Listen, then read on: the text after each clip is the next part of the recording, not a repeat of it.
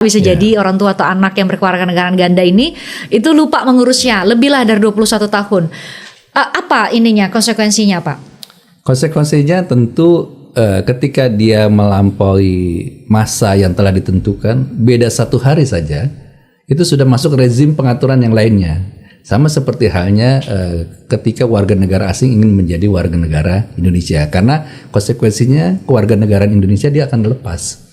Jadi ini sebenarnya pilihan Katarina sendiri atau dipengaruhi oleh orang tua atau mama misalnya, kamu harus warga negara Indonesia kan, mama dari Yogyakarta, kamu pilih warga negara Indonesia, atau ini pilihan dari hati yang paling dalam memilih warga negara Indonesia?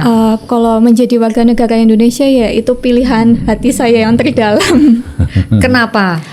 Sebelum pemberlakuan Undang-Undang Kewarganegaraan tahun 2006 itu kan waktu itu menggunakan Undang-Undang Kewarganegaraan yang tahun 58 ya Pak. Waktu itu kan saya belum bisa menjadi warga negara Indonesia. Jadi mengikuti kewarganegaraan ayah. Karena waktu itu kan Indonesia menganut asas ius sanguinis. Ius sanguinis, darah ya, darah. Garis keturunan. Ya, garis keturunan. Jadi garis keturunan yang waktu itu yang dilihat itu hanya garis keturunan ayah saja, bukan dari ibu gitu. Tapi sekarang ada juga yang dibilang wisata melahirkan atau apa namanya, quote and quote ya. Artinya saya pengen anak saya kira-kira keluarga negara ganda di negara yang menganut ius soli.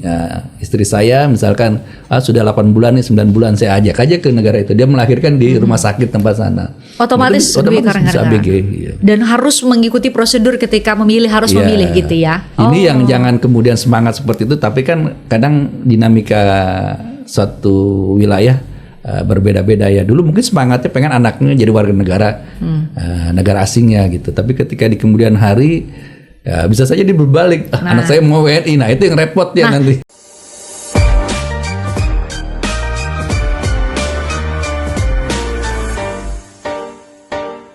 Pak Dirjen, apa konsekuensinya kalau misalnya lupa gitu dengan segala alasan ya Pak, lupa, tidak tahu aturan, atau bisa jadi juga karena kesibukan ya Pak, bisa jadi orang tua atau anak yang berkewarganegaraan ganda ini itu lupa mengurusnya lebih lah dari 21 tahun.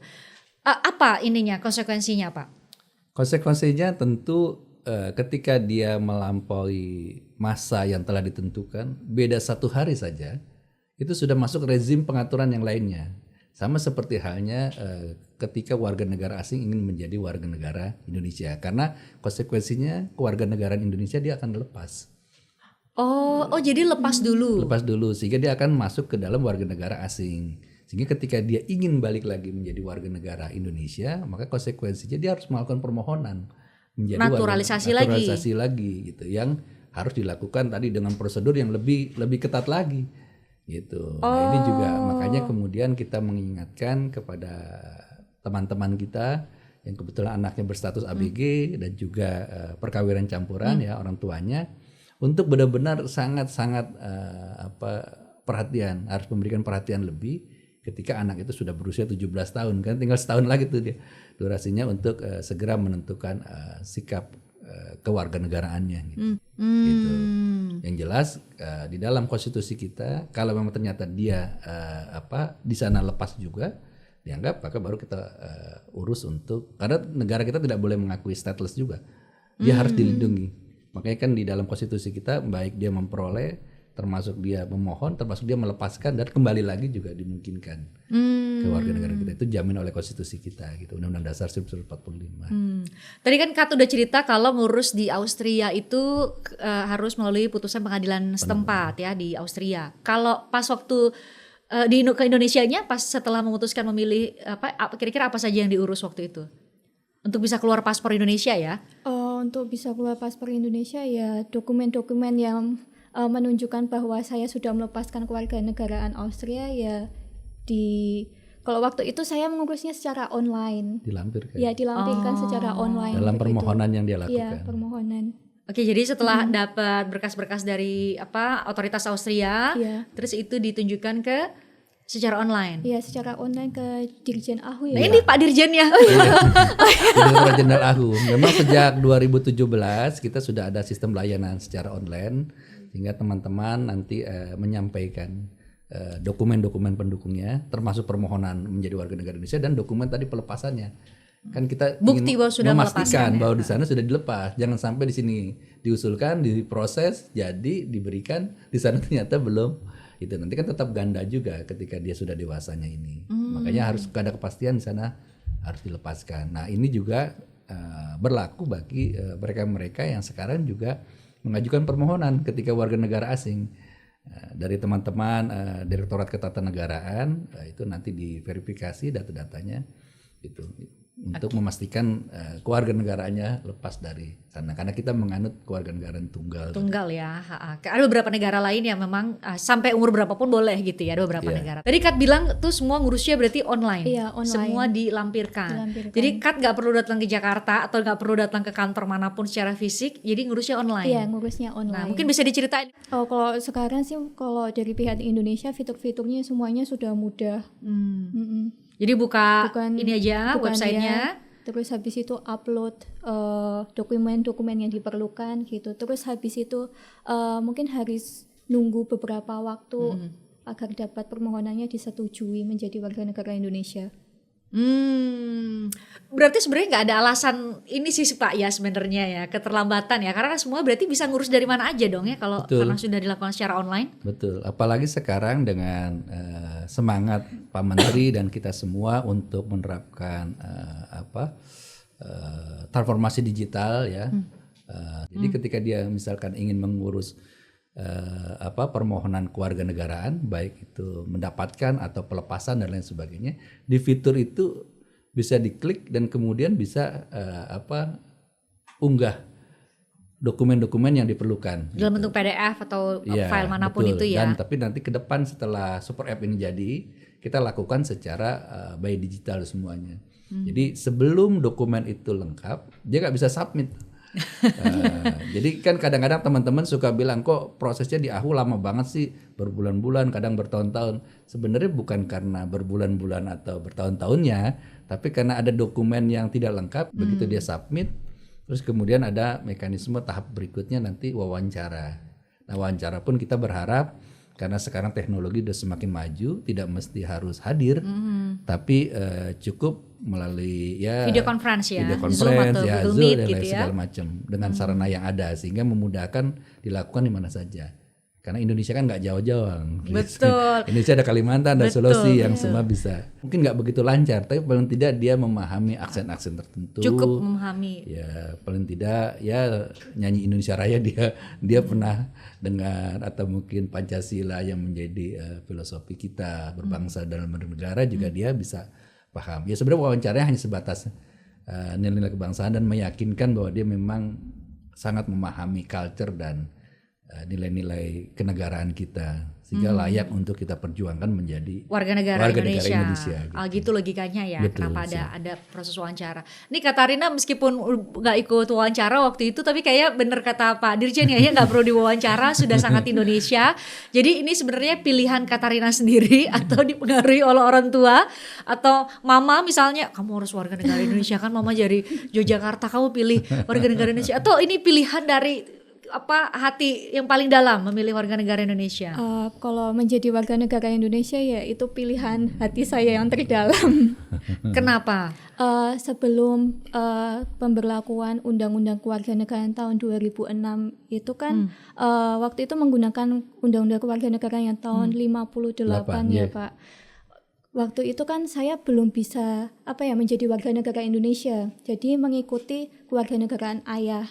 Karena waktu itu kan Indonesia menganut asas ius sanguinis. Ius sanguinis, darah ya, darah. Darah. Garis keturunan. Ya, garis keturunan. Jadi garis keturunan yang waktu itu yang dilihat itu hanya garis keturunan ayah saja, bukan dari ibu gitu. Jadi kan ya kalau menjadi WNA dan tinggal di Indonesia kan administrasinya susah ya. Ya, jadi saya melihat perjuangan ibu saya dulu yang ngurusin administrasi itu ya lebih baik saya jadi WNI saja begitu.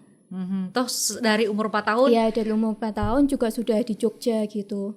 Jadi ya saya juga kurang begitu merasakan paspor Austria saya waktu itu. Karena ya saya tinggal di Indonesia lama gitu. Saya juga jarang kembali ke Austria gitu. Dan juga saya merasakan seperti makan di Indonesia, minum air Indonesia gitu. Ya jadi ya lebih baik saya jadi warga negara Indonesia gitu. Karena dari masih kecil sih Iya. Pak ya, Iya. dari masih kecil. Jadi makanya dari segi aksen kayaknya gaya bertutur dan lain-lain itu sangat kita sekali saudara-saudari kita di Jogja. Jadi walaupun Cara dia berkomunikasi dengan teman-teman sekolahnya, Betul, Pak. bermainnya kan ya pasti lingkungan itu sangat membentuk karakter seseorang. sehingga itu juga ikut mempengaruhi pilihannya. Nah, kami sudah menyiapkan polling, Pak Dirjen. Ini saya coba bacakan, nanti ditampilkan di layar ya. Ini kalau Anda punya pilihan mana yang lebih penting bagi masa depan anak. Pertama, apakah paspor yang kuat untuk bepergian ke negara lain, ya gitu ya. Atau identitas dan kewarganegaraan, atau kombinasi keduanya, atau yang keempat, ada kesempatan pendidikan dan karir.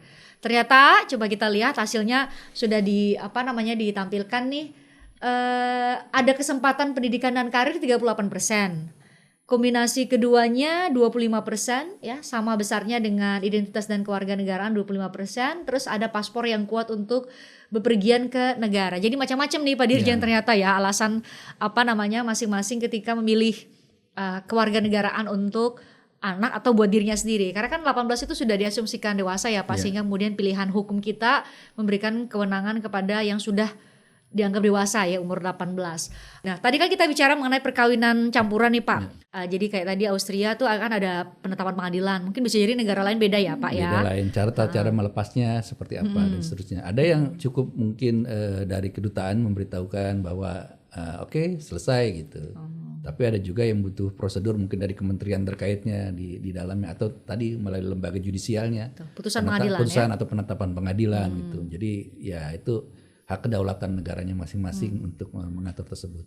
Ada juga yang sebenarnya negaranya menganut kewarganegaraan, bagi dia gak ada problem, silakan aja. Tapi bagi kita yang jadi masalah, Anda harus lepaskan karena kita menganut satu gitu. Warga negara tunggal ya, kewarganegaraan tunggal. Pak, itu kan kalau yang orang tua yang kebetulan kemudian melahirkan di ini. Tapi ada juga misalnya hanya ya tidak tinggal sih Pak, tapi hanya misalnya karena dengan alasan tertentu, misalnya juga termasuk kepercayaan atau keyakinan pada fasilitas kesehatan di negara tertentu. Misalnya Pak, ibaratnya hanya lahiran aja di sana, kemudian misalnya negara itu penganut ius soli, tetap Pak jadinya otomatis kewarganegaraan ganda. Ya kan sekarang ya mungkin situasi kondisi masyarakat berbeda-beda ya. Pada masa lalu mungkin karena faktor pekerjaan, faktor pendidikan gitu. Tapi sekarang ada juga yang dibilang wisata melahirkan atau apa namanya, quote and quote ya. Artinya saya pengen anak saya kira-kira kewarganegaraan ganda di negara yang menganut ius soli. Istri saya misalkan sudah 8 bulan nih, 9 bulan, saya ajak aja ke negara itu. Dia melahirkan di rumah sakit tempat sana. Otomatis bisa ABG. Iya. Dan harus mengikuti prosedur ketika memilih, harus memilih gitu ya. Ini yang jangan kemudian semangat seperti itu, tapi kan kadang dinamika suatu wilayah berbeda-beda ya. Dulu mungkin semangatnya pengen anaknya jadi warga negara negara asingnya gitu. Tapi ketika di kemudian hari bisa saja dia berbalik, anak saya mau WNI. Nah, itu yang repot ya nanti.